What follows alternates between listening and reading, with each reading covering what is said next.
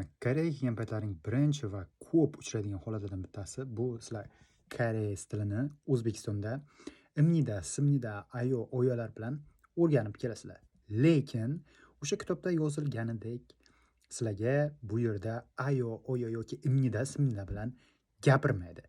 Chunki bularni o'zini xohlagan shevasi bor, Pusan sheva, Seul sheva va boshqa shevalar bo'lganligi uchun sizlarga ayo, oyo bilan kamroq murojaat qilishadi va shuni evaziga masalan siz yuqori darajani olib kelgan bo'lsangiz ham 4-darajani yoki 3-darajani olib kelgan bo'lsangiz ham Koreyaga kelgan paytlaring tushunishlaring biroz qiyin. Birinchidan bu ularni o'zini shevasi borligi uchun xohlagan stilda gapirganligi uchun ayo, oyo, imnida, simnidalarni qo'shmay sizlarga gapirganligi uchun va bularda ham qanaqadir bir saqo'lanib gapirishi bor. Mishyo degan bir qanaqadir bir gapirishlari bor.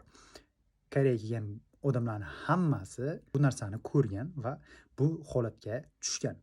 Ayniqsa Y9 bilan kelgan, menga o'xshab kelgan ishchilarga bu katastrofa degan gap. Chunki Y9 bilan kelgan odamlarning ko'pi koreys tilini juda o'rganishi, koreys tiliga moslashishiga kamida bir 2 yil vaqt ketadi. Shaxsan o'zimda xuddi shu holat bo'ldi.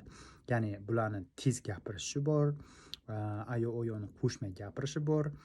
Hech qanaqa imnida, simnida xuddi kitobda o'rganilgandek gaplarni sizlarga aytmaydi. Ya'ni javob berilmaydi.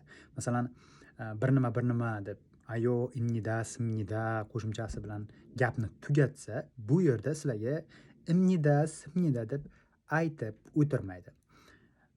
Ayo, oyo, imnida, simnidalarni qo'shishi mumkin qachonki bozorga borgan paytlaring yoki bo'lmasa biron bir ofitsialniy kompaniyaga murojaat qilgan paytlaring, koreys kompaniyalariga murojaat qilgan paytlaring yoki bankka borgan paytlaring mana shu holatlarda imnida, simnida, ayo, oyolarni qo'shib gapiradi. Shunday ekan, Koreyaga kelyapsizlarmi? Neofitsialniy stil deydi. Ya'ni o'sha ayo, oyolarsiz ko'cha tilini yaxshilab o'rganib kelaveringlar. Agar Koreyaga kelib ko'nikishni xohlasanglar, albatta. Bu videoni Koreyaga kelmoqchi bo'lgan va Koreyadagi do'stlaringizga yuborib qo'ying.